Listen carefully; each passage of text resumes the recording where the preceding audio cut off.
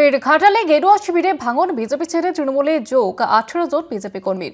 বিধানসভা ভোটের আগে ঘাটালে শক্তিশালী হচ্ছে ঘাসফুল শিবির। তৃণমূলের নাম লেখালেন হরিদাসপুরের বিজেপি বুথ সভাপতি। বিষয়টিকে গুরুত্ব দিতে নারাজ বিজেপি বিধায়ক শীতল কপাট। 26-এর ভোটের আগে দলবদলের রাজনীতিতে সরগরম ঘাটাল।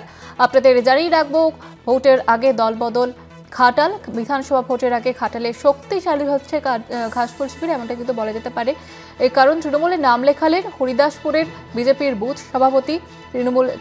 তৃণমূলে যোগ দিয়েছেন তিনি এবং ফের ঘাটালে গেরুয়া শিবিরে ভাঙন।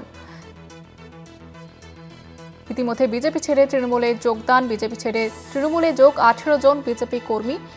তারা যোগদান করেছেন তৃণমূলে এবং বিধানসভা ভোটের আগে ঘাটালে শক্তিশালী হচ্ছে ঘাসফুল শিবির। ইতিমধ্যেই বিজেপি বিধায়ক শীতল কপাট তিনি কিন্তু এই পুরো বিষয়টিকে পাত্তা দিতে চাননি।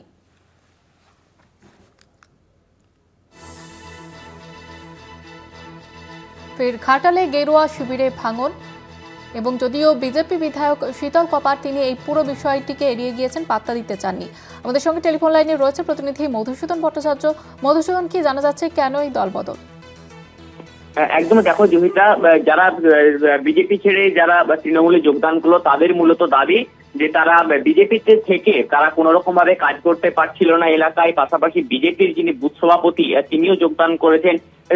দাসপুরের হরিরাজপুরের তিনি হচ্ছে বুথ সভাপতি ছিলেন, তিনিও কিন্তু যোগদান করেছেন। সব মিলিয়ে কিন্তু ঘাটালের যে রাজনীতি, সেই রাজনীতি কিন্তু চরমে উঠেছে। কারণ দল বদলের যে খেলা, সেই খেলা কিন্তু ইতিমধ্যে শুরু হয়েছে বলে বেশ কিছু রাজনৈতিক দলের কর্মীরা তারা মনে করছেন।